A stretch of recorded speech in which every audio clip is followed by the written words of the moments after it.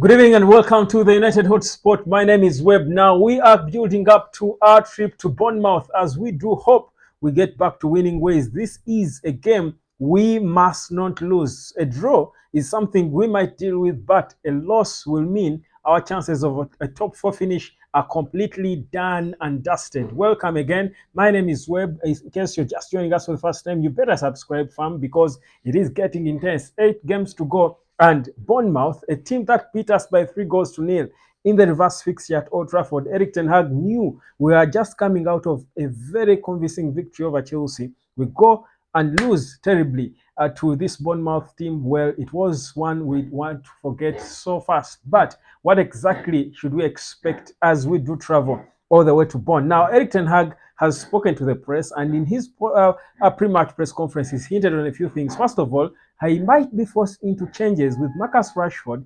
expected to probably be back in the team. Maybe he trained with the team. He says he'll have a late assessment, and of course, we might be surprised to see him in the squad, but I don't expect him to start. If anything, I wouldn't love him to start, honestly. I would want to see either Antony back or my beloved Amad Diallo start a game of football for what would be his first time in a Premier League match. Of course, quite unlikely, but Erik Ten Hag is most likely going to be bringing back Antony into the starting 11. I mean, look, Antony had his best game in a United jersey against Chelsea, but after the following game, he's benched for a full nearly 70 minutes or so. It wasn't good. It didn't look good at all because that takes something away from you. But I do strongly believe that it's high time he returned to the starting 11, go on that right wing, Garnacho on the left. Honestly, saying it here sounds odd because I'm the same person who was saying Antony is not a Man United player. He should be forgotten about. But that's why I keep saying, guys, it's not good to write off a young player.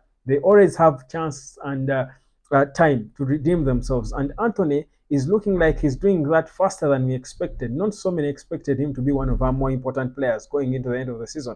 But Erik Ten Hag might consider starting him, and that is why you see my starting 11 right there. I'll talk about it in a bit, but the concerns, of course, are with Rafael Varane and Johnny Evans, who are completely ruled out of the game. We know, of course, the rest, Lisandro Martinez, Diogo Dallo, and the left backs, those are out for longer. But there was expectation that Varane and Johnny Evans could be returning. They are not going to be available. So meaning Willy Kambwala could be getting his second consecutive full start of at Man United, of course, at home, rather away now. His first at home was that interesting one against Liverpool. So for me, I love to see that playing alongside Harry Maguire, who Erik Ten Hag in his pre-match press conference was waxing lyrical about, saying he's a very important player. His leadership, his experience, and what he brings to the team is so different and important, and all that. Very interesting stuff that Erik Ten Hag spoke about Harry Maguire. But we do want to see it happen consistently. We do want to see what the pairing of Maguire and Willy Kambwala will offer yet again for Manchester United. But I do believe it will be solid for as long as, for me, in the middle it's kept solid and disciplined. I think Kambwala and Maguire will do well. The rest of the lads, I think, are the same lads you can predict will be starting. Erik Ten Hag hinted about how even anyone who has the slightest idea about football would know that the backbone of a team is the backline, the goalkeeper, and the back line, the back four. So if it's not consistent, like we've been all throughout the season, we've had, I think, about over 20 center back pairings probably.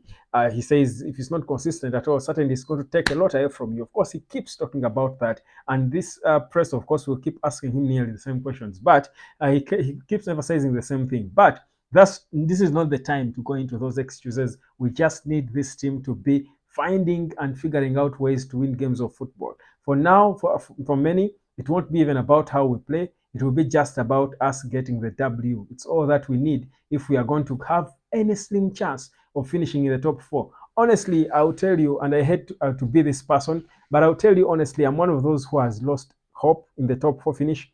I don't think Spurs and Tottenham are really going to, Aston Villa are really going to drop that bad. They are, I think, quite a distance away from us, and there is not guarantee that we are consistent. If we were consistently winning games of football, perhaps we would have a chance and hope that they would sleep. But even if they sleep, I honestly don't see us staying the course and being steady enough to chase them and stay and match them and later on overtake them. I think it's too much to ask of this team that is looking so inconsistent, extremely inconsistent. So for me, I don't see a lot of that happening. No surprises for me when it comes to the top four.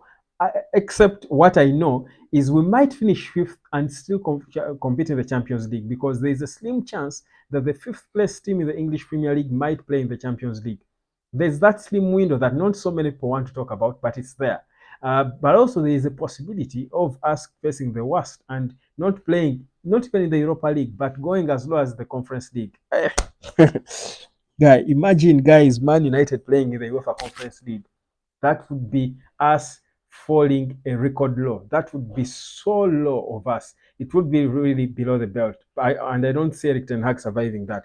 But it's not yet there yet. We still have time, 8 games to redeem ourselves what we have. So the probable starting 11, that's right there in goal. Of course, Andre Onana has been our most improved player by far. I'm still again surprised that he was not voted the man of the match in the last game that we played. I thought he did extremely well by his own standard, by any standards, for any goalkeeper at that level. I think he was clearly one of the best.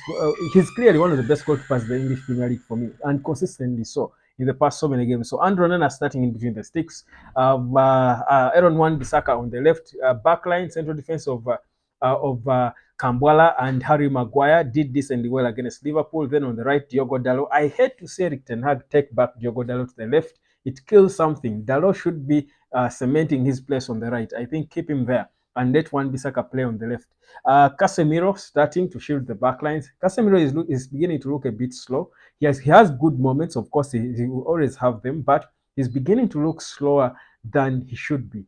And I feel he needs a little bit of support from Kobe. Perhaps we might be forced to have Kobe again commit more to the defense to support him, so that we control how many goals we leak in. But also, we need goals from Kobe. The beauty is Kobe can be box to box. He has the energy, he has the physique, he has the edge to be able to run from box to box. The only issue is at times he's caught a little bit late. More so if you're playing against a team like Bournemouth that is direct and intense. Any team in the Premier League anyway. The Premier League is full of intense teams.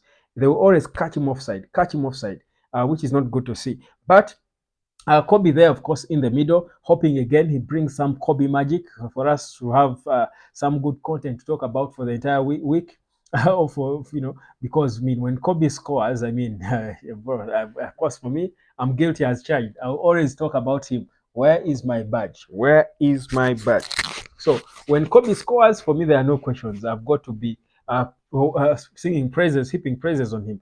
Bruno Fernandes, obviously his goal, by the way, our players are winning goal of the month for fun. It was first Garnacho, then there was Kobe, then there was now Marcus Rashford's goal against Man City, won goal of the month. I'm thinking either Kobe's or Bruno Fernandes' goals against Liverpool will win for this month. I mean, we might be struggling, but it's all not bad.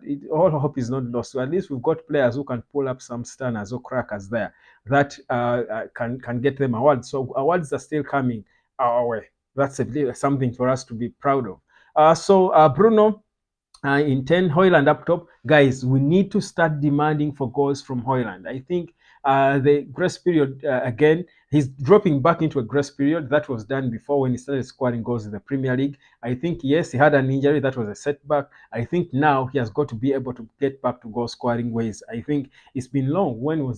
Hasn't it been like 3 or 4 games since he returned from injury? No goal scored, not even a slim chance of scoring a goal. I feel like that cannot be acceptable. And of course, Antony, I'm hoping, returns to the right, and Alejandro Garnacho on the left, where he flies in the best and poses the most threat. So that would be our probable starting 11. It's most likely we're not going to wear that jersey. We could probably put on the white jersey. I heard that we might not wear that striped green for the rest of the season, but either way, it doesn't matter. So that's how I would think we could start. My prediction for that game, and I honestly think United will bounce back. I think we're going to win this one. I think it's going to be another interesting game. Of course, it will be certainly tight on us, but I expect a victory for Man United. I think the easy prediction for United is us to concede and score. But I think that is for people who want to stake a pan to bet. But For United supporters, I think it will be a 3-1 win for Man United. That's my prediction for that game. And I expect Højlund to return to goal scoring ways. I expect Kobbie Mainoo to either score or assist again.